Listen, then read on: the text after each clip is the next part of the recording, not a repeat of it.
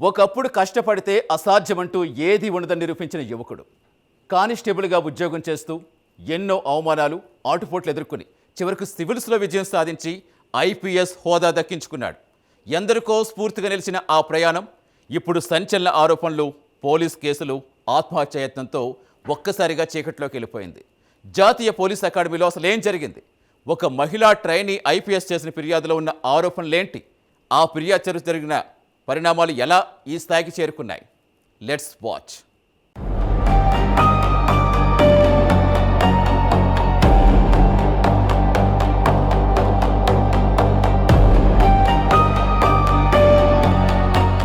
హైదరాబాద్లోని national police academy దేశానికి భవిష్యత్ పోలీస్ అధికారులను తయారు చేసే ప్రతిష్టాత్మక సంస్థ. క్రమశిక్షణ, చట్టం, నైతిక విలువలకు ప్రతీకగా నిలవాల్సిన ఈ అకాడమీ పేరిప్పుడు ఓ సంచలన కేసుతో చర్చనీయాంశంగా మారింది.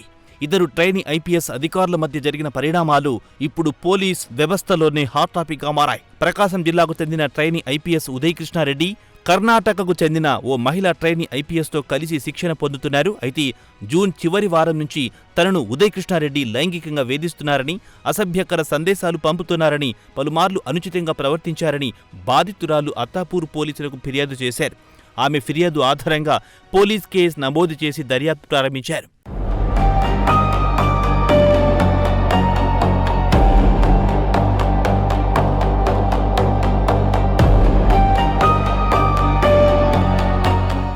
వాట్సాప్లో అసభ్యకర సందేశాలు పంపడం, అవమానకరంగా మాట్లాడడం, తన వ్యక్తిగత జీవితంపై తప్పుడు ప్రచారం చేయడం, మొబైల్ లాక్కొని వ్యక్తిగత సమాచారాన్ని చూడడం, గదిలోకి బలవంతంగా తీసుకెళ్లడం, జుట్టు పట్టుకొని లాగడం, మెడపై కత్తిపెట్టి బెదిరించడం, గొంతు నురిమేందుకు ప్రయత్నించడం, వ్యక్తిగత వీడియోలను రికార్డ్ చేసి ఆమె భర్తకు పంపడం వంటి ఆరోపణలు ఫిర్యాదులో ఉన్నట్లు పోలీసులు తెలిపారు. అయితే ఈ ఆరోపణలపై ఈ కేసు నమోదు కావడంతో పరిస్థితి ఒక్కసారిగా మారిపోయింది. శిక్షణలో ఉన్న ఓ ట్రైనీ ఐపీఎస్పై ఇలాంటి కేసు నమోదవడం సంచలనంగా మారింది. పోలీస్ అధికారులు కూడా దర్యాప్తును అన్ని కోణాల్లో కొనసాగిస్తున్నారు.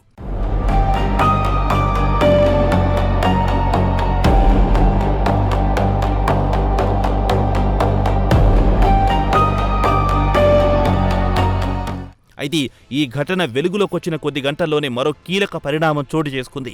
ఉదయకృష్ణారెడ్డి హైదరాబాద్లోని ఎర్రగడ్డ మోతీనగర్లో ఉన్న తన సోదరుడి ఇంట్లో ఆత్మహత్యాయత్నానికి పాల్పడ్డాడు. కుటుంబ సభ్యులు వెంటనే ఆయన్ను ఎస్ఆర్ నగర్లోని ఆసుపత్రికి తరలించారు. ప్రస్తుతం ఆయన చికిత్స పొందుతున్నట్టు సమాచారం. ఈ ఘటనపై కూడా సంబంధిత అధికారులు వివరణ సేకరిస్తున్నారు.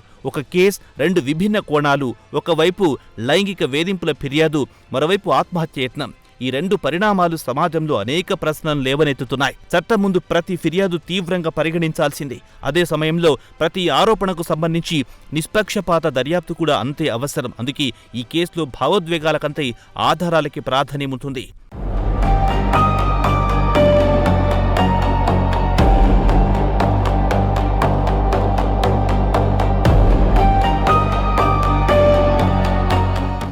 ఈ ఘటనలో మరో అంశం కూడా అందరి దృష్టిని ఆకర్షిస్తోంది.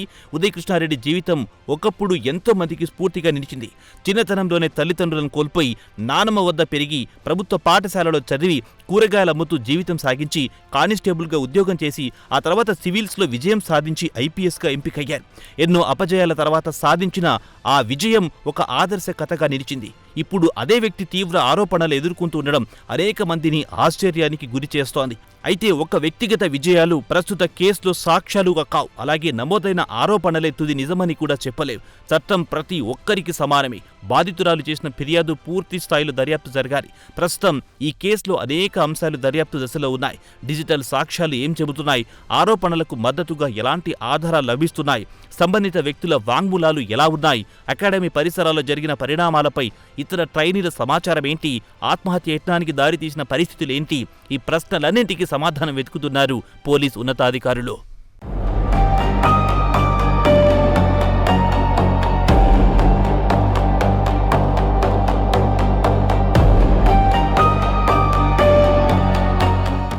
ఒక ప్రతిష్టాత్మక శిక్షణా సంస్థ, ఇద్దరు ట్రైనీ ఐపీఎస్ అధికారులు, తీవ్ర ఆరోపణలు, కేసు నమోదు, ఆ తర్వాత ఆత్మహత్యాయత్నం.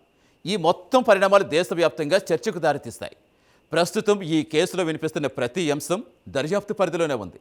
ఫిర్యాదులు, ఆరోపణలు, వాటికి సంబంధించిన ఆధారాలు పోలీసులు పరిశీలిస్తున్నారు. అసలు నిజం ఏదైనా కావచ్చు, కానీ ఆ నిజం తేల్చేది ప్రచారం కాదు, అలాగని అభిప్రాయాలు కాదు. దర్యాప్తు, సాక్ష్యాలు, న్యాయ ప్రక్రియ మాత్రమే.